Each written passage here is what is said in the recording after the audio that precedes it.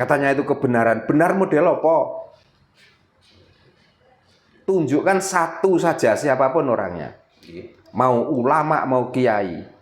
Dengan kebenaran apa yang disampaikan itu, tunjukkan satu saja. Kalau memang agama itu bisa menyelamatkan orang tentang setelah kematian, aku tak ngikut.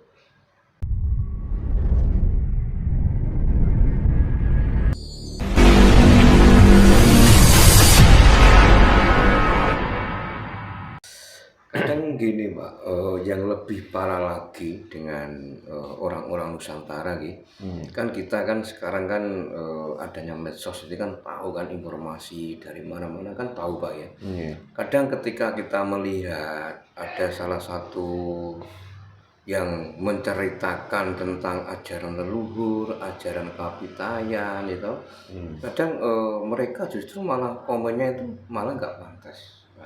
Gitu Pak. Nah, ketika ada yang memposting sesuatu yang berbau ajaran-ajaran agama, lah orang itu antusiasnya luar biasa gitu Pak. Nah, kadang saya berpikir lah, masa orang kok dibodohi kok mau loh. Kadang sekarang loh Pak, kita meskipun orang Jawa ya, kita itu jarang lihat orang itu masang atribut Jawa itu kadang nggak pernah Pak. Tapi kalau gambar siapa itu kan banyak loh Pak. Nah itu bagaimana Pak? Moga Pak biar teman-teman. Nah itulah buktinya dari sejarah awal yang saya ceritakan tadi. Sebenarnya agama di sini itu apakah dakwah? Karena dakwah itu sebenarnya menyampaikan dengan lembut itu dakwah. Tapi bukan, agama Islam masuk di sini itu dipaksakan. Dan orang yang membawa agama dengan memaksakan itu penuh dengan kekhawatiran. Maka dengan kekhawatiran itulah kalau ceramah, kalau nggak didengarkan, dia juga ngamuk loh. Penonton ditanya, kamu mendengarkan nggak? Ya sudah, kalau nggak, tak pulang wae. Kan banyak kiai-kiai seperti itu. Iya. Nah itu artinya apa? Dia kan takut kalau dia dongeng itu atau menceritakan itu nggak ada yang dengar. Kan ketakutan. Terus kalau mendengarkan dapat pahala, kalau tidak akan mendapatkan siksa. Ini kan paksaan juga. Nah ngapain orang kok dipaksa harus mendengarkan? Ngapain orang dipaksa harus mengikuti? Makanya mestinya kalau memang agama itu benar dan agama itu membawa kenikmatan, kalau saya dan sudah tahu bahwa ini akan mendapatkan, benar-benar akan mendapatkan, saya malah nggak akan ngomong sama orang lain. Tak nikmati sendiri kok. Saya juga bayangkan seandainya surga itu dipenuhi dengan orang-orang podo wae, yongkep. Kalau saya memang sudah tahu benar-benar bahwa surga itu seperti itu loh nemanya. Malah saya itu nggak sempat kok ajak-ajak. Mungkin. Dinikmati sendiri Pak. Makan saya lebih tekun, lebih melakukan lah perintah agama itu. Ngapain harus ajak-ajak? Katanya itu kebenaran. Benar model apa? Tunjukkan satu saja siapapun orangnya. Mau ulama, mau kiai. Dengan kebenaran apa yang disampaikan itu, tunjukkan satu saja. Kalau memang agama itu bisa menyelamatkan orang tentang setelah kematian, aku tak ngikut. Kalau berani bertanggung jawab, saya tak ngikut. Tapi kalau tidak, apalagi saya sudah wis maleh dadi wong Jawa nyel. Jangankan kok mulut saya disuruh percaya, entut kowe orang andel. Inilah. Makanya untuk apa? Makanya ana wong gembar-gembor, ana wong menyampaikan hal ini begini dan begitu.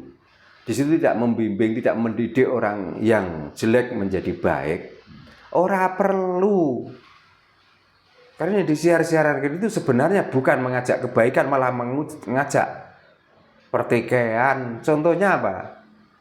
Coba yang sering nongol di media sosial, ya, Bahar Demit.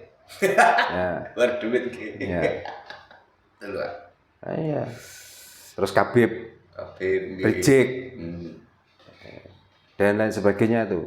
Coba di mana saja setiap ada tabligh akbar, apa yang disampaikan? Adakah ajaan ayo kita damai, ayo kita saling menghargai, adakah? Nggak ada. Coba. Ngajak perang, Pak. Lah makane kok gak waktu zaman londo kae nah ngomong ngono nek pengen ilang dase dhisik.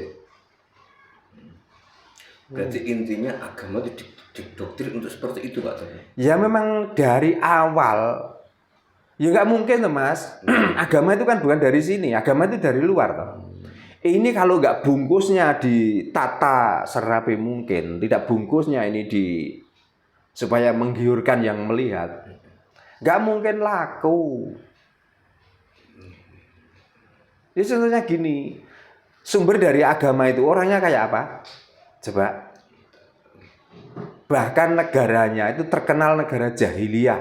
Tahu negara jahiliyah? Negara jahiliyah itu adalah negara paling bodoh. Karena di Nusantara nggak ada salah satu tokoh itu yang mengajak warganya untuk membunuh anaknya perempuan. Nggak ada.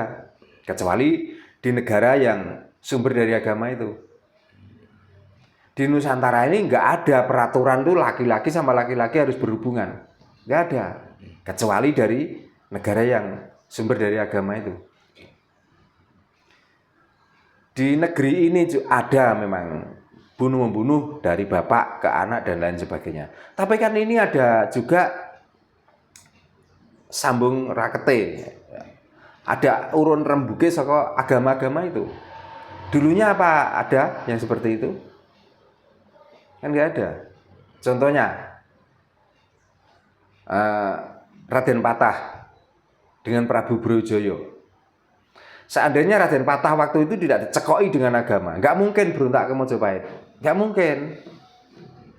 Tapi karena sudah dimasuki agama dan agama itulah yang mendogma Raden Patah itu menjadi berani sama orang tuanya. Sebenarnya apa? Kan bukan karena apa-apa, karena ngiri Mojopahit waktu itu agama Hindu-Buddha. Kalau Demak beragama Islam, maka kalau bisa Mojopahit itu mau diislamkan. Akhirnya apa yang terjadi? Ya, perang. Pertempuran. Nah, siapa di belakang mereka? Orang-orang apa? Kan orang-orang tokoh agama yang meracuni terus sehingga sampai Raden Patah hilang kesadarannya. Dia tidak tak tunduk pada orang tuanya, bahkan melawan, bahkan sampai menghancurkan kerajaan Mojopahit. Pernah orang Nusantara ini mau meminta pertanggungjawaban dari orang-orang agama dengan kehancuran Mojopahit? Ya, enggak pernah, Pak. Nah, makanya harus bertanggung jawab. Berapa situs-situs di Nusantara ini ya hancur gara-gara karena agama? Coba. Seandainya kuat, mungkin Candi Borobudur pun mau dirobohkan kok oleh orang-orang beragama. Seandainya mampu. Betul, Pak. Iya, maka bagaimana cara merobohkan supaya tanpa mengotori tangan mereka, orang-orang Nusantara dihasut bahwa Candi Borobudur adalah sesembahan orang musyrik, sesembahan orang kafir, orang sesat, dan itu buatan orang-orang yang tidak mengenal Tuhan. Lah, untung orang Nusantara ini masih punya filter. Untung negara ini masih mengantisipasi supaya tidak ada kehancuran. Nah, seandainya dengan terhasutnya omongan orang-orang yang menjajakan agama itu sampai Candi Borobudur pun dihancurkan. Terus mau apa? Mau seperti negara Mekah sana, negara Arab sana kira-kira? Punya bangunan satu-satunya dipuja wong sak ngalam donya. Mbok nek kepengen muja mbok kene candi lho, berang-berang ratusan. Sekarang malah bermunculan dari candi yang baru sekarang, Pak. Nah, makanya podo-podo itu bangunan kuno, bangunan masa lalu. Tapi kenapa kalau di sana itu dikatakan suci, kalau di sini dikatakan kotor?